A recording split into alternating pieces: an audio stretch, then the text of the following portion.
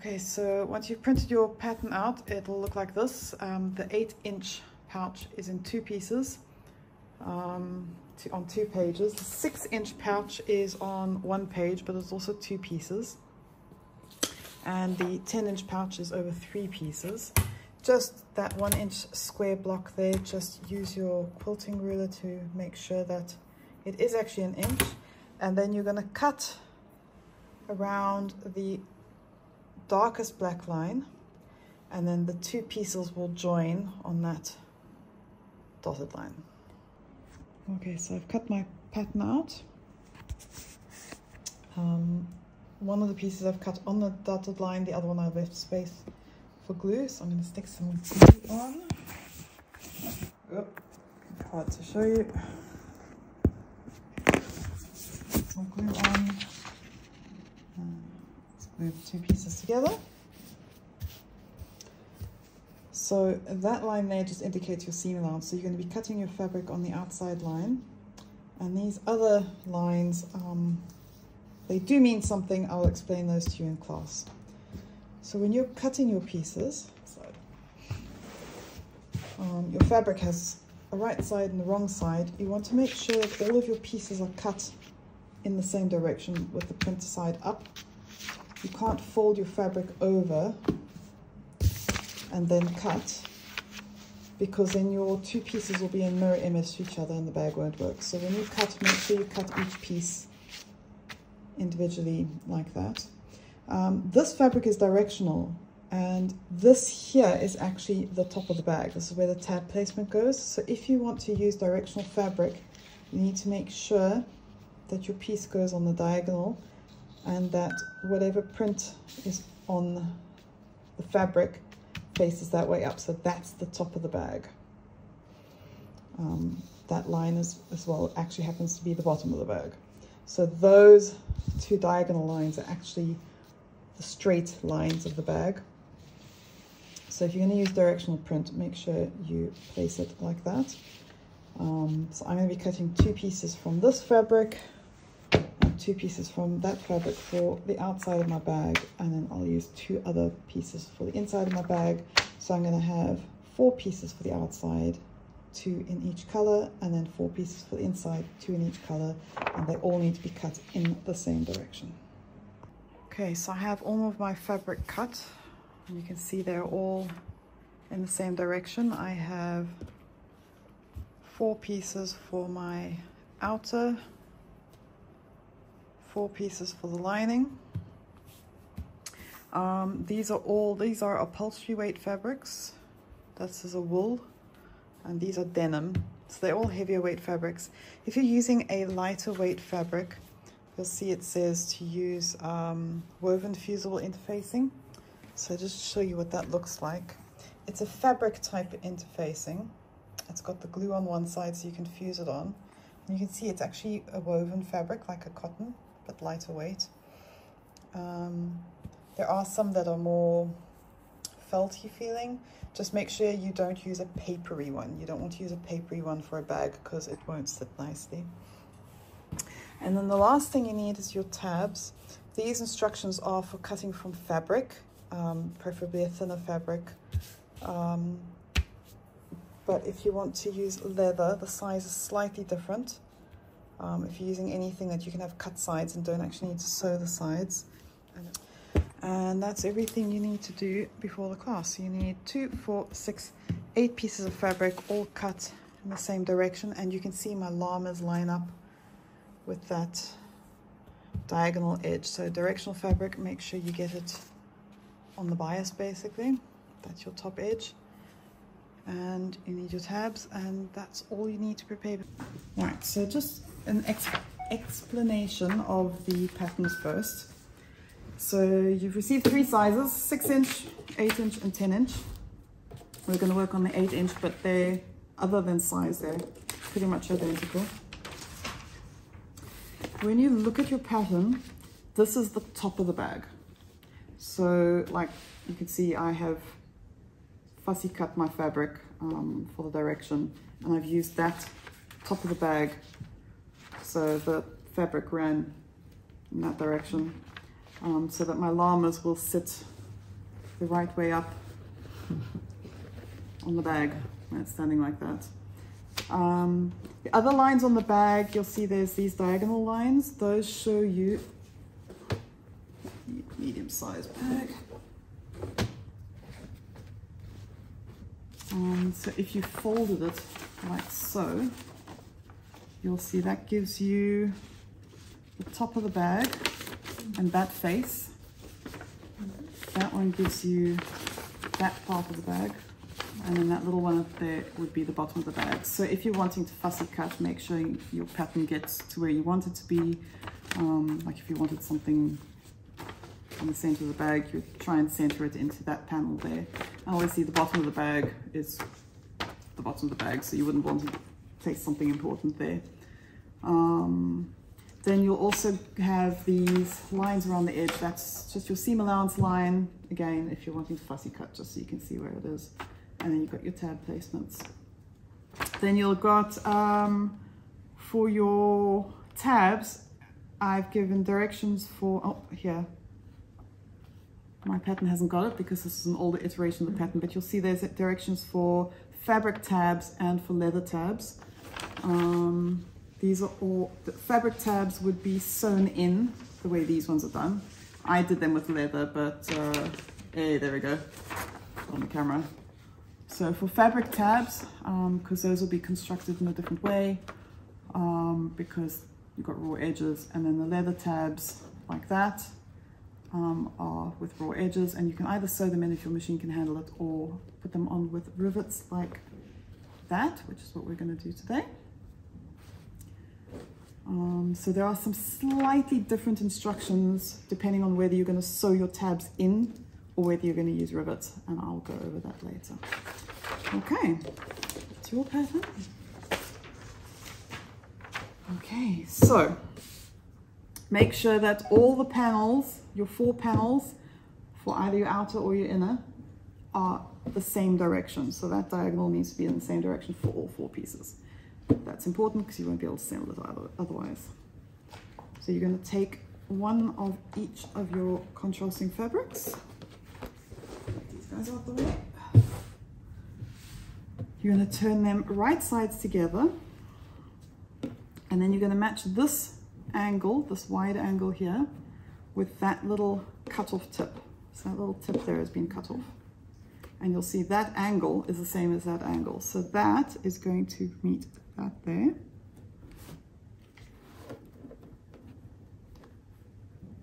Pin it in place. Right, so you're going to measure. No, that's perfect. So you're going to measure 1/4 inch from the bottom of the shorter piece. And you will mark it like so. Okay, so we're marking 1/4 inch from the bottom of the shorter piece of fabric. Okay, and then we will sew down with a 1/4 inch seam. So all of our seams in this bag are 1/4 inch. So we're going to sew from the top down to that line, and you must stop. You mustn't go beyond that line. You can be short of it just slightly, but don't go over it. And you're going to back stitch top and bottom.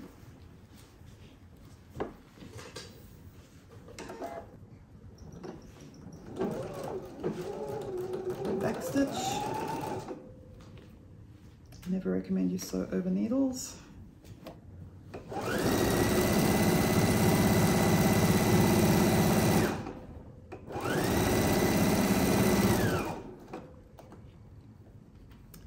And then when you get down to your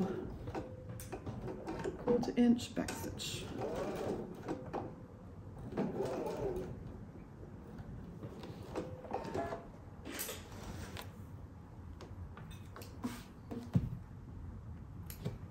Okay, so you can see I've just sewn just shy of that line actually. Okay, there. Okay, now we're going to sew this edge to that edge to form a box bottom corner. So match up those corners there.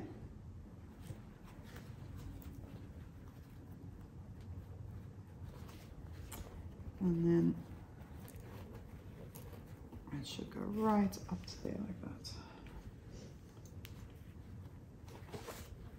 So it'll look like that. And then we're going to sew 1/4 inch seam allowance all the way across from there.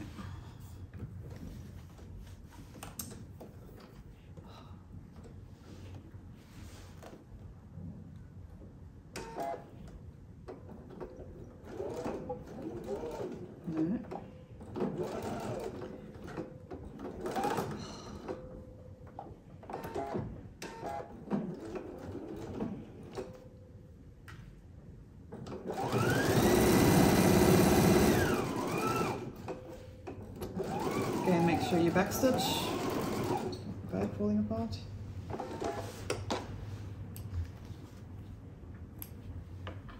Okay. And you end up with a piece that looks like that. Okay, now we're going to do the exact same thing again, making sure you place the same fabrics in the same way. So we're going to have our llama fabric at the bottom, and then placing the geometric fabric on top. Matching that corner. I'm not going to pin because I hate pins. And measure 1/4 inch from the end there.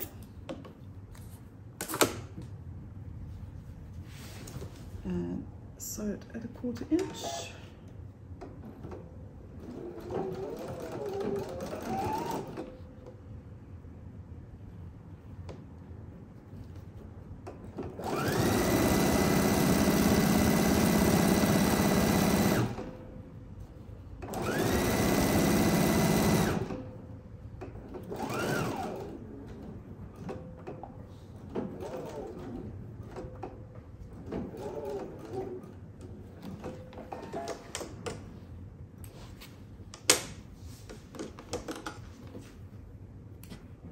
Okay, once again, I've sewn 1/4 inch to the bottom.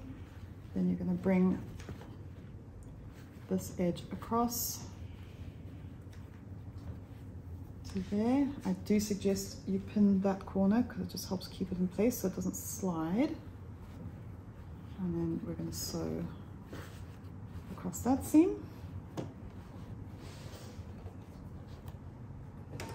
1/4 inch and backstitch.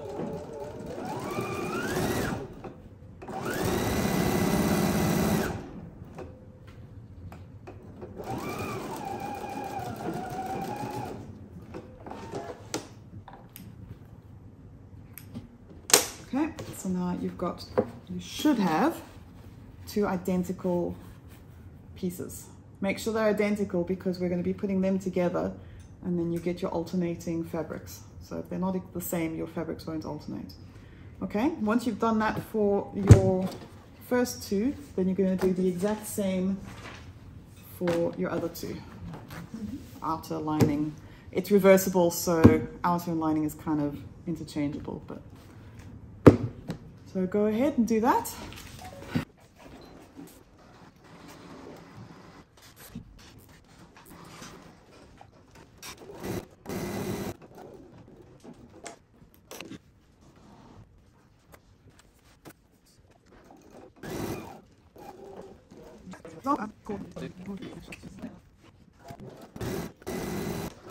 Good.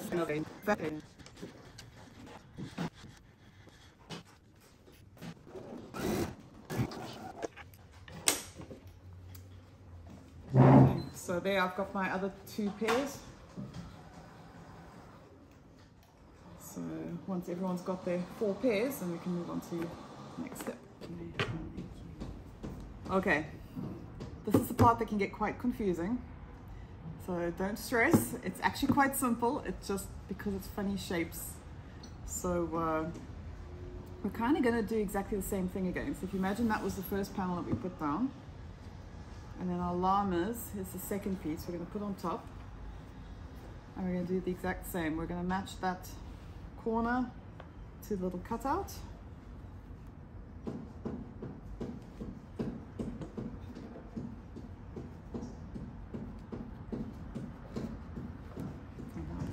projecting a bit because it's sewn to another piece, but if you just ignore that.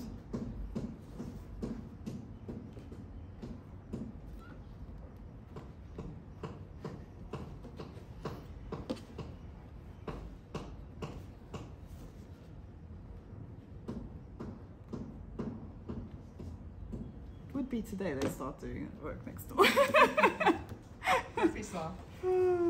Okay, so you're going to pin that all the way along, exactly as we did before. You just have to fight a little bit more.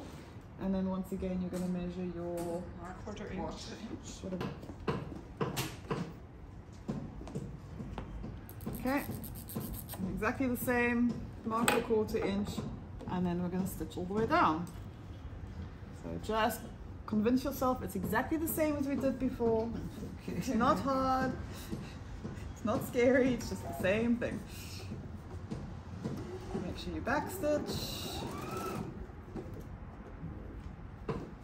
And just make sure it does stay straight, because obviously it's got a little bit more tension on it from these other pieces.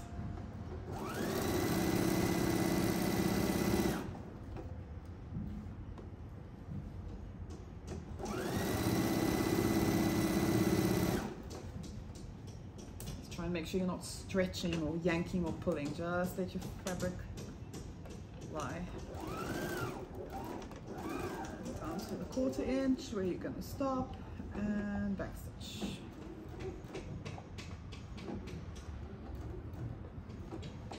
Okay. Now we are not going to sew the bottom. Now we're going to do the other side. Okay. This is where it's like, what is this? What is this? It doesn't make any sense. Just have a look. You've got that panel there. And you've got this panel here. So this is the side we're looking for. Look for your angle. You want that wide angle corner. And that corner is going to match with your little cutout. So you kind of, you've got to wrangle it a bit. This is where pins are a lot more necessary. Okay, make sure you're not stretching your fabrics, just lie them against one another.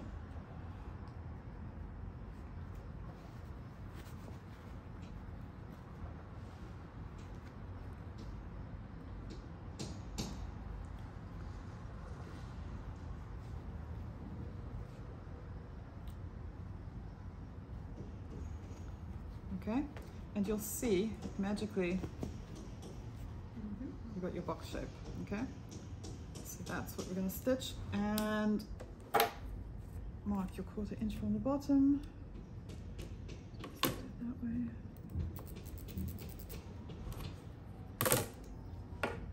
Okay, and so.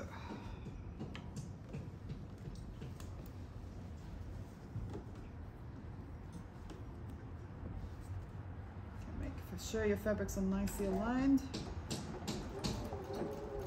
and just take it piece by piece.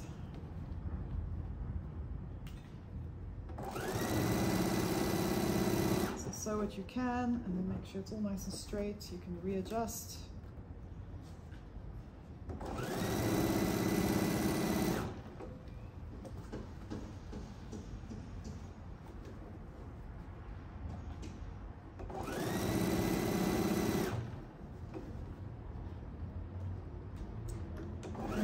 Down to the 3/4, stop and backstitch.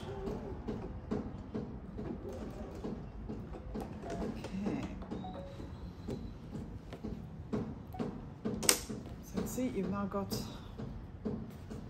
give it a good shake. You can see that's the top of the bag, that's the bottom of the bag. Now this is where the difference is going to come in.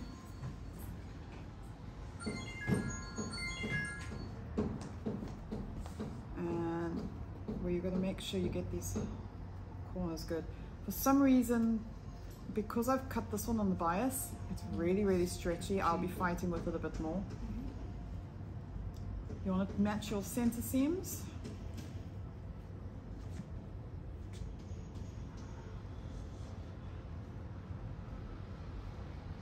So that's where stabilized fabric would be a bit better, because I am going to have a bit of a fight with that one, but I will manage. Okay. Now, if you are going to be making tabs that you sew into the top, you need to leave an opening in one of your two sides, either your outer or your lining. If you've got a clear lining, leave your gap in the lining. If yours is truly reversible, it really doesn't matter which side, but you want to leave an opening gap. So I'll show you how to do that first. So I'm just going to have to ease this in a bit.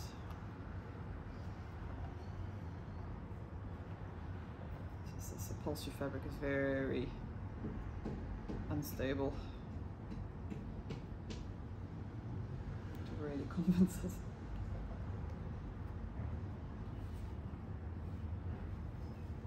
Okay, so we're doing the exact same corner technique.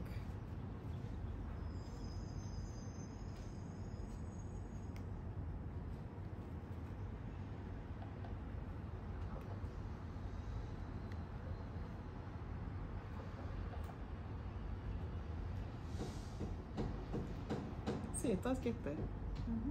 Yes. Will work. Okay. So, if you're leaving a gap, you will sew from the edge. Make sure you backstitch. No, backstitch. And then, I better go back a bit further. Okay. And then just sew just a little bit to make sure that you've got your corner sewn. Backstitch again. So I've just sewn a little bit out from the corner. And then I'm going to leave a gap and I'm going to start sewing again before the center seam. So all the seams will be enclosed under a seam. So it's about there.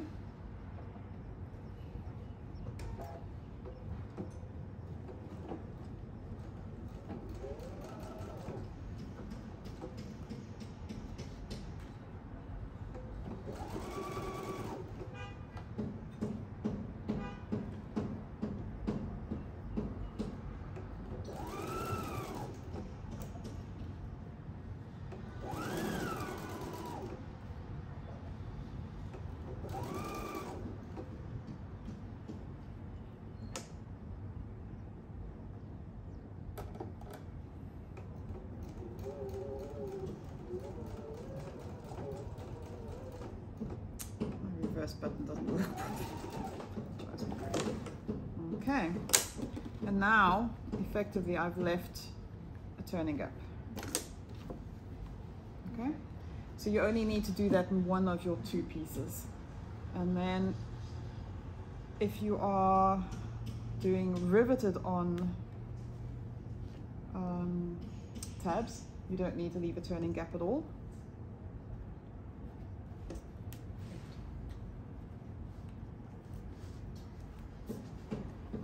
So you would just sew all the way across. I'm going to be doing riveted, so that's why I'm closing up my gap now.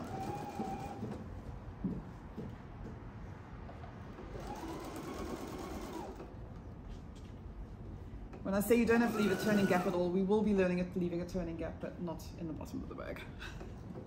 You're going to leave it in the top of the bag. It gets too complicated if you're sewing in your tabs.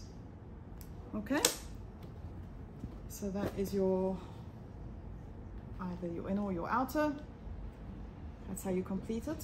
Now, if you are making fabric tabs, I'll just show you how to do those quickly. So you're going to have 8 of these little guys. They are 2 inches by 2.5, I think it is, if I remember correctly. Yes. So the longest length is the length of your tab. So across the width, you're going to fold it in half, right sides together. This fabric doesn't have a right side, so it doesn't matter. Right sides together, and you're going to sew a 1/4 inch seam allowance.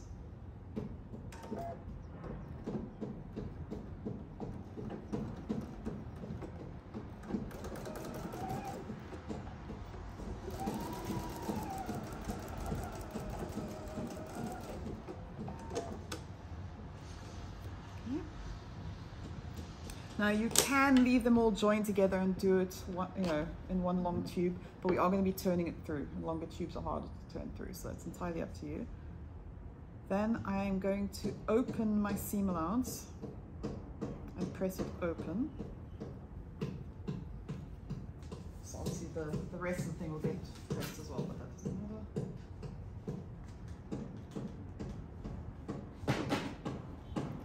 So I press my seam allowance open, and then I am going to do the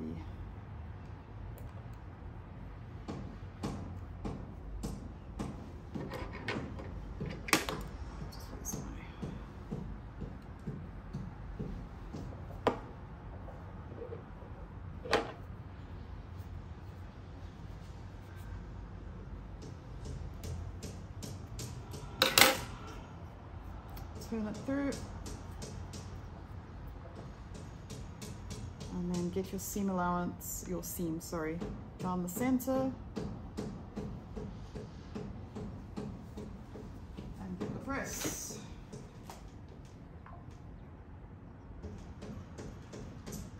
Okay, then you can either leave it like that, the raw edges are going to go into the bag, or if you like to do some top stitching, we can do a bit of top stitching. Do a slightly longer length stitch when I do top stitching.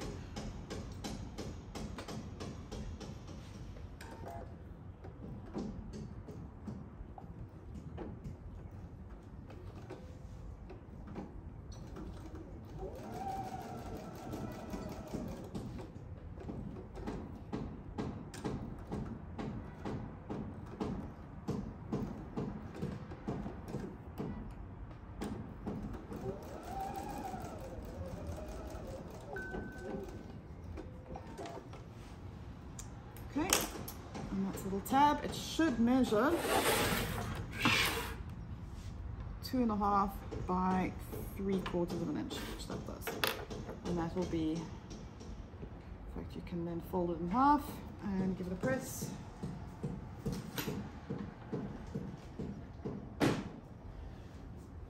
And that will be your little tab if you're going to be making seam tabs. Okay? So you're going to do that for both your inner and your outer.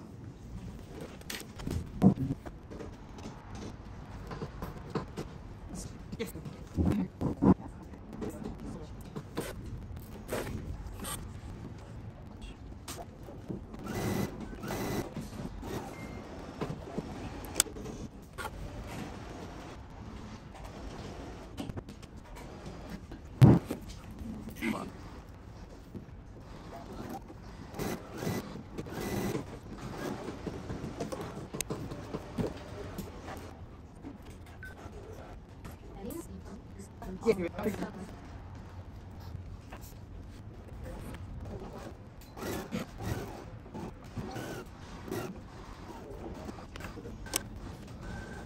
Okay, so now we're going to turn one of our pieces the right way out, push the corners out. It doesn't really matter which one. And if you're doing the sew-in tabs, one of them should have a gap in the bottom. So make sure if you're doing sew-in tabs, you have a gap in the bottom. And we're going to place the one that's the right way out inside the one that's inside out. So we've got right sides together. And you're going to make sure that you push your corners in to each other. Make sure nothing's twisted and the wrong way around.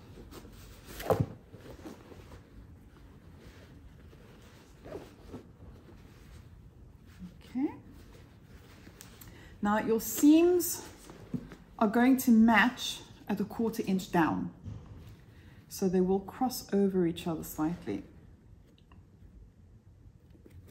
If you want, you can go and press your seams open. I found this bag pressing just isn't particularly necessary. But if you want to press your seams open at the top, because my fabrics are quite hardy, finger pressing is just fine. You never really see the seams from either side, so it's not super critical at all. It's more about making sure your pieces sit nicely inside one another. And then I'm going to use my quilting clips because these fabrics are quite thick. So start off by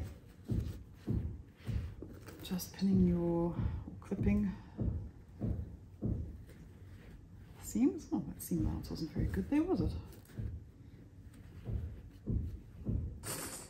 Never mind.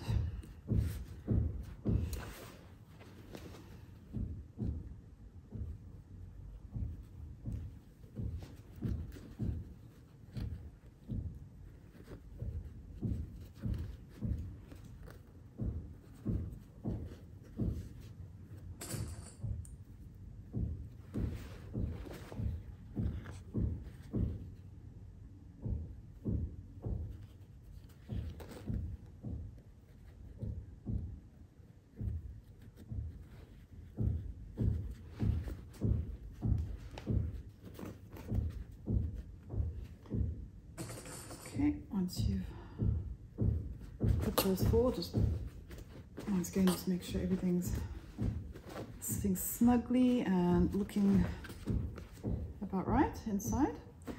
Okay, now if you are doing sew in tabs, you now need to take your pattern piece and I want to just mark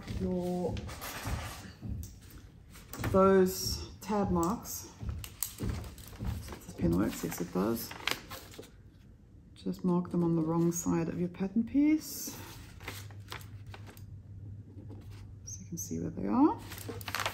Then you're going to lie your pattern piece on top of your fabric piece and you're going to mark your 4 tab marks. I might need to do some chalk. There we go.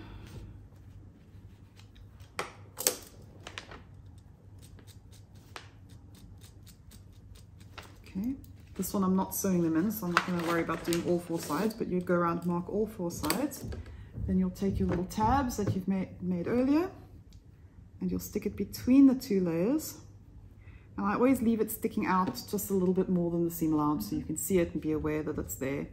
And then you would pin all 8 all the way around the perimeter. Okay? So that's if you're doing sew in tabs. If you're not doing sew in tabs, you don't need to mark your tabs because we're going to mark them on the outside of the bag. So just go around and pin the rest of your bag.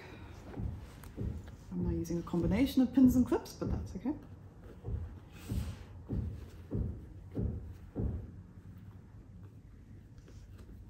If you are doing the sew in tabs, you can sew all the way around and you can double stitch a little bit over the tabs just to make sure nice and secure. If you are doing the rivet on tabs, now is when we're going to leave a gap. So just choose a side. I would probably choose not a llamas because they stretch, and just leave about a 4-inch gap to be able to turn your bag through.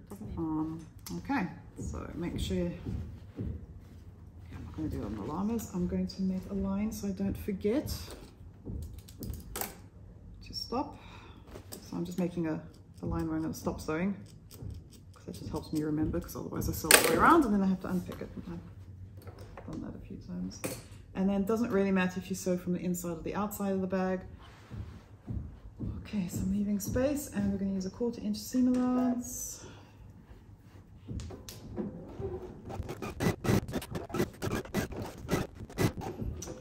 Okay, and this is where I've got my marks. I'm leaving my turning gap.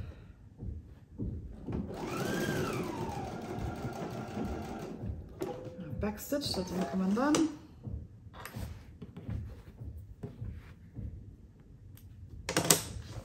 Okay, the turning gap there and turn the bag through the turning gap.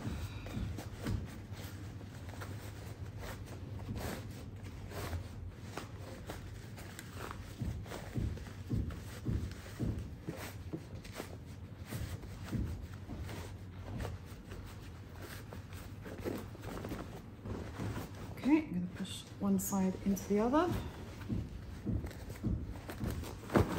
So obviously if you'd done the sew-in tabs, you would have turned through the bottom of the bag, either the inside or the outside, and you would have little tabs sticking out here now, hopefully.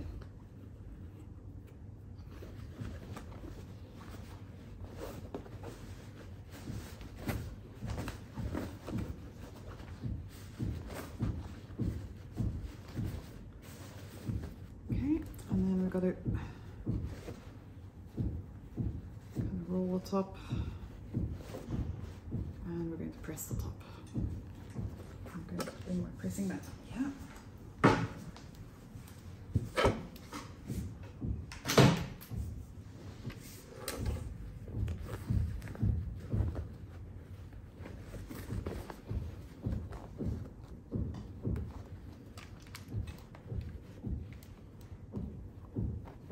I'm going to leave my turning gap for last.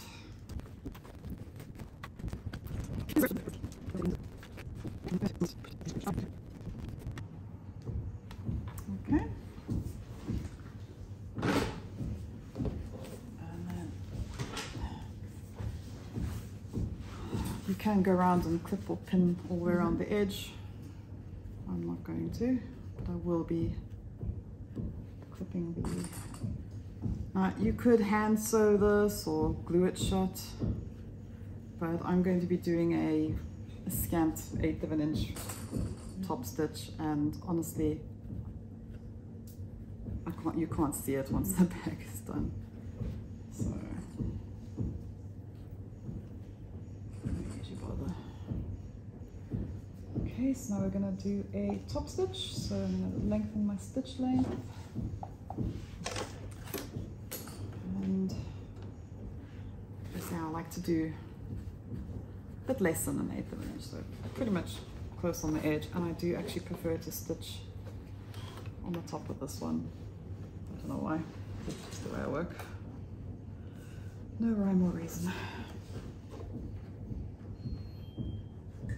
I guess because the top often looks nicer, but on a reversible bag it really doesn't actually make a difference.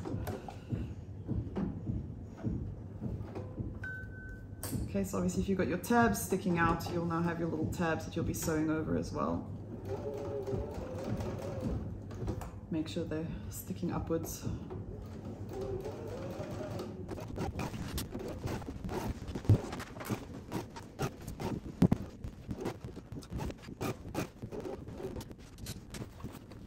So now we're going to carry on while you guys are cutting your last few straps. I thought they were skew, but it's just because of the pattern. Right, so you're going to take your pattern piece. So we're marking for our tabs on the front because we're riveting them on. So you need to bear in mind your seam allowance.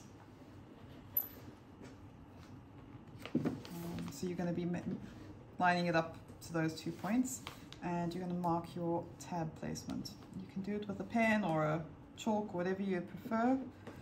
I don't want to use pen because sometimes it can leave marks on the outside, and chalk does not work well on these fabrics. So I'm just using pins to mark where they're going to go. And you're going to do that on all 4 of your panels.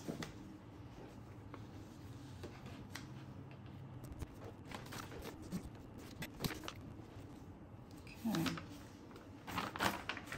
so those are all marked. Now we need to have a paper like this with all your templates.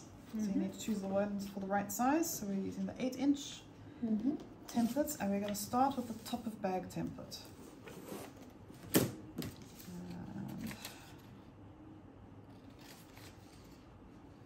cut it out. I'm going to show you 2 different ways, 2 different tools. We are going to make holes, and we need a jig. Okay. So this is my favorite tool. This is a screw punch, just from Amazon. It's got different size tips that you can use with it.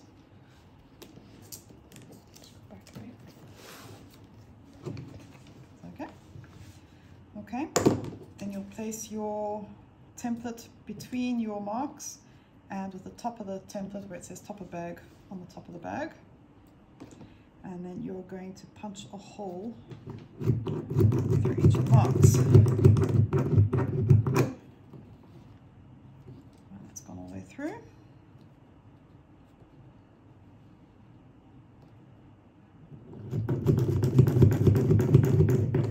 You can kind of feel when it hits the wood.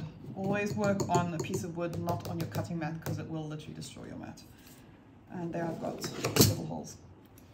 Pierce all the way through, and then you will take your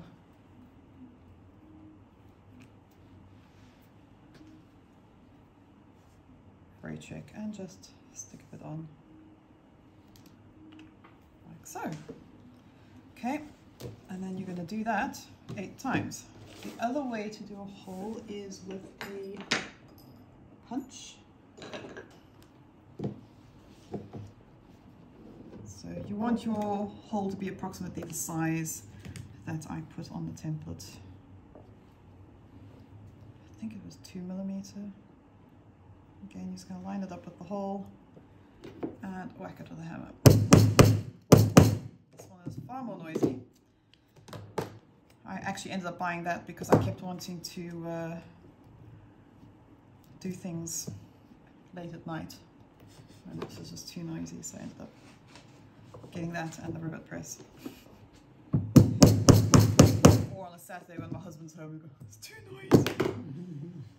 Okay, and then same result, 2 little holes, and then a bit of fray check. Fray check is not critical, but I feel like it just lengthens the life. Okay, and then we will do that all the way around the bag, but we'll do that later. Now I'll show you how to do the tabs. So you should have a leather or non-fraying fabric for your tab if you're doing this method. Once again, we are going to use our tab end template.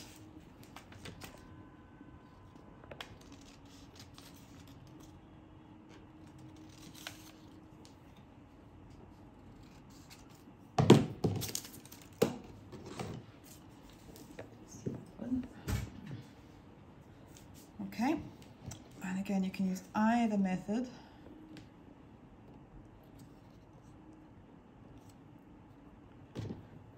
So use a screw punch.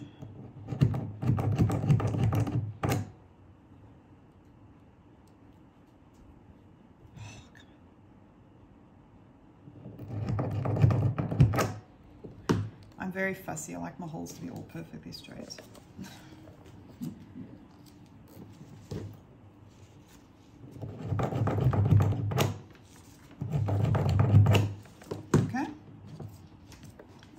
Not so perfectly straight, but that's okay. I've got a bit skew on there, haven't I? Go all that way. Or you can use the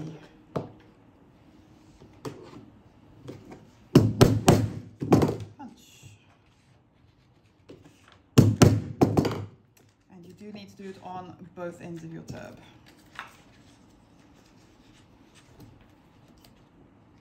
Now I am missing Shauna. I did the bag. Shauna did all of this for me. Okay. So I've prepared 2 tabs. And then there's 2 ways to do the rivets. So you're going to take your little rivet. So you've got a little rivet with the long end and a rivet with the short end. And you're going to put a long end. So small, through your tab and then through your fabric, and then you back through your tab. Let me take these out the way now. Back through your tab, and then the little cap goes on and it actually clicks on like that. Okay, through your tab, through your bag, and then through your tab. And then click that on. So this is a rivet setting tool. Okay, so this is a rivet setting tool you get when you buy sets of rivets. Yep. So you you a smaller side and a bigger side. So use a side that fits your rivet best. And then you're going to seat your rivet into there. And this side has got a flat side and a curved side. The curved side goes on the rivet, and the flat side is what you hit with your hammer. It should just take, you don't want to be able to kind of get your fingernails in. If you can get your fingernails in, you just need to give it another bang. Okay.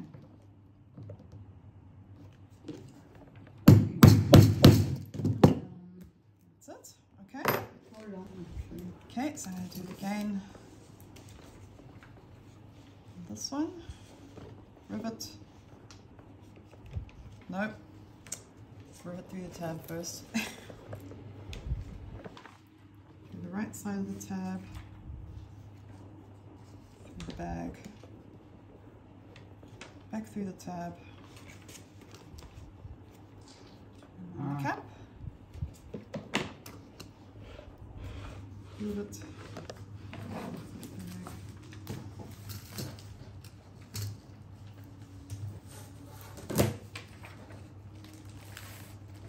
Okay, and this time I'm going to use my rivet press, one of my favorite tools. Again, you've got the little hole at the bottom, so make sure your rivet seats nicely into that little groove and stays there. Then you bring it down, kind of just give it a little jiggle to make sure it seats nicely, and then a push. And it's done. That was quick. And quiet. So make sure it's seated. Bring it down, give it just a little jiggle. Oh. And that's the roots, and we're going to do that 8 times.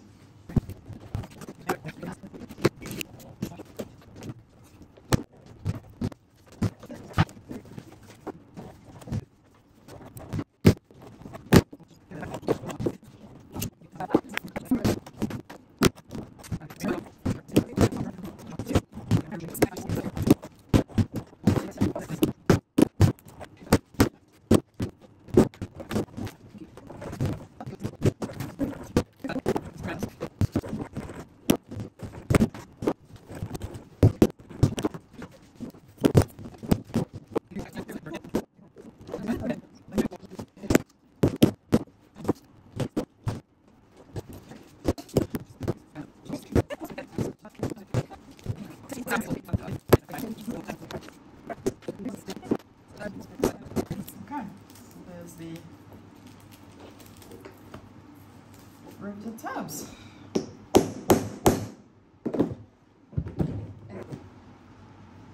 Okay, so now we've got all our tabs riveted on, we're going to add our cord. If you stretch your bag out, this goes for all sizes, you need enough cord to go from one end of the bag off the other end and enough to create a knot. And then of course you need 2 of them.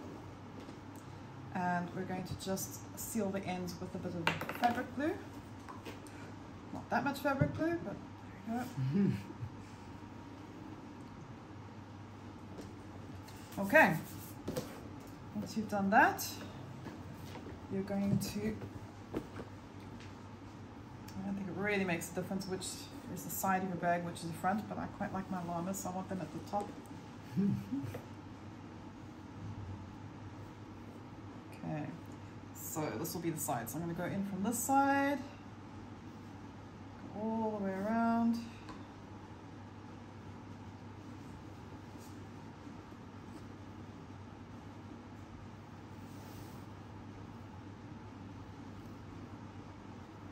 To there.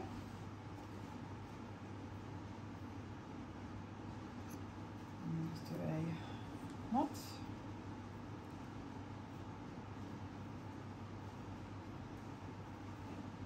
Kind of nearest the end of the cord. And then the other one is going to go in exactly the opposite direction, so that end.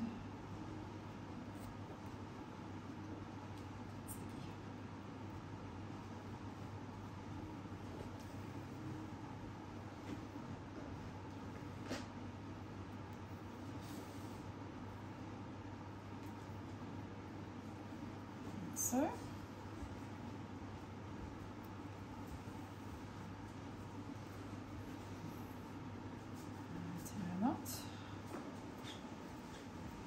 then to finish the ends, we're going to create a tulip end.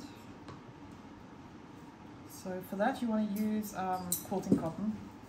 I did one using, it was the denim, and it worked, but it was really hard to pull through. So I'm going to take some quilting cotton and we're going to cut a 3.5 inch circle. A bit flatter. So I'm using this cutting tool. A folded edge. This is from Fiskars, I think so. And I'm going to line it up with the line. 3 inches is there, so I don't need that much fabric. So I stick the fold on the mark on the ruler.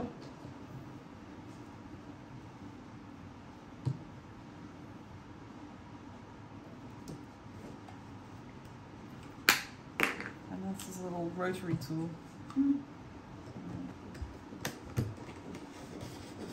Okay.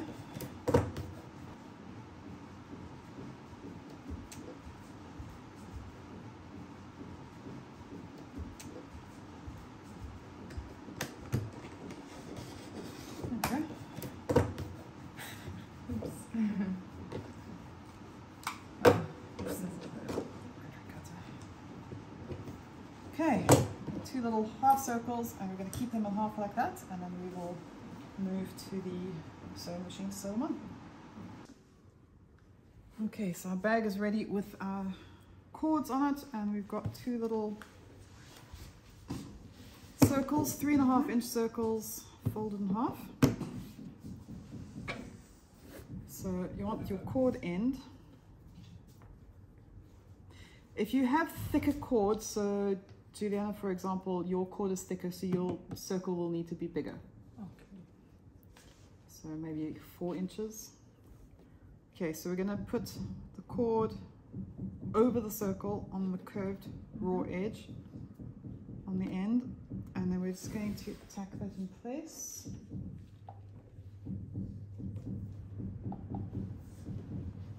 I'm going to sew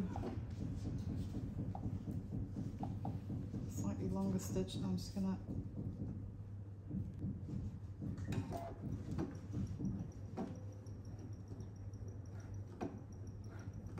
so again I'm kind of working at about a 1/4 inch seam allowance, but it's not at all critical.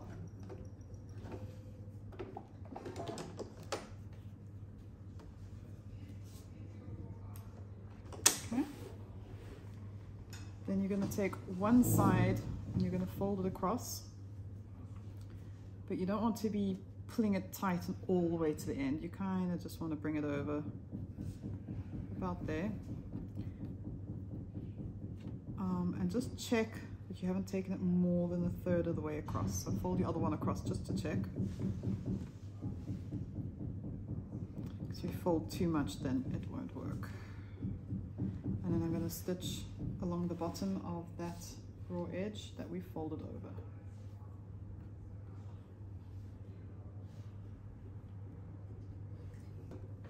And you want to kind of try and follow that curve around a bit. It's about 1/4 inch. Yeah.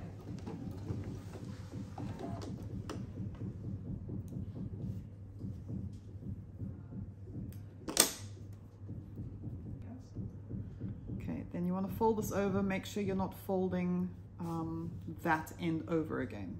So fold it over like that. Okay, and then we're going to take note of where that stitching is, and you want to make sure you start at the same place. The side doesn't really matter, or higher, you don't want to go lower.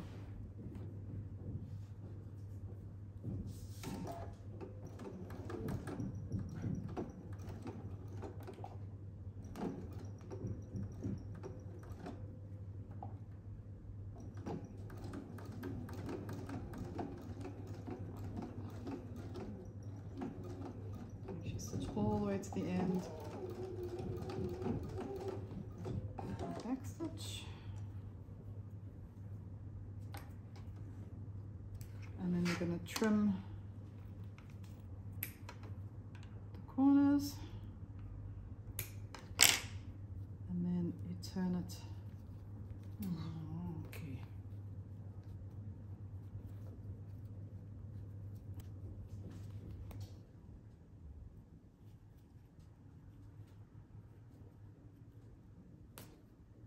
Come on. This is why you don't want to use a heavy fabric.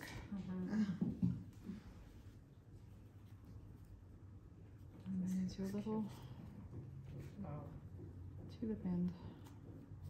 You could cut your ends a bit shorter. I quite like having a little bit sticking out the end. Looks very cute. Very cute. Super. I'll do the other side. I'm going to try do it. I'm going to mark where my end is.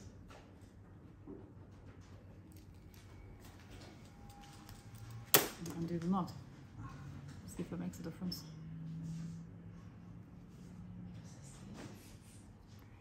I forgot to find extra fabrics.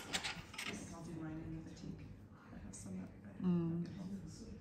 that So the 3-inch circle. Okay, so you need 3 inches. Okay. So if you want to sew it on before you do the knot, you just need 3 inches for the knot. So now I'll line that up with my 3-inch mark.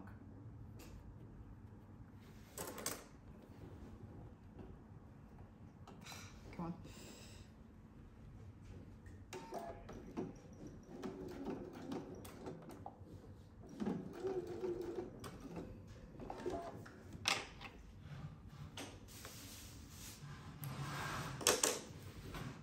And fold one edge over.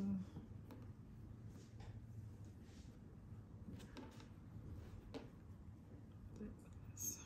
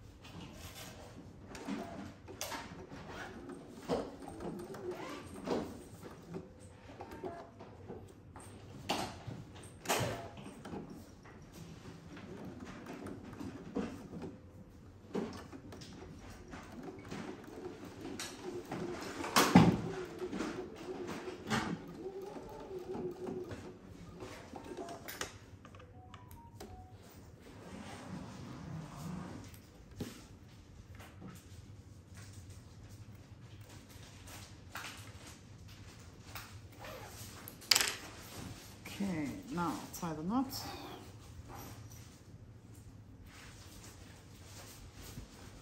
A little bit tricky.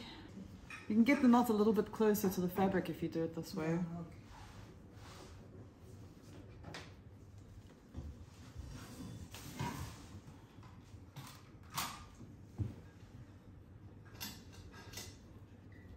But the knot gives the 3D effect. It looks Yeah. like a real flower.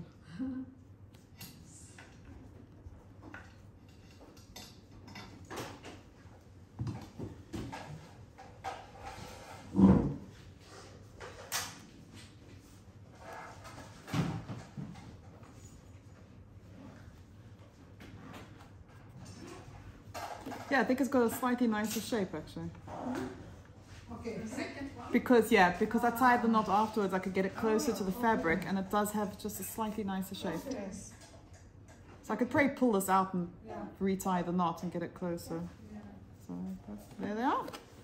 And there's the bag. All finished. Oh, there's also 2 different ways you can cinch the bag. I think, especially with the smaller one, Yes. if you keep that side straight and bring these two ends in, then it forms like Yes. and then you pull. Yeah. Pull them even like, there we go. Yeah. Okay.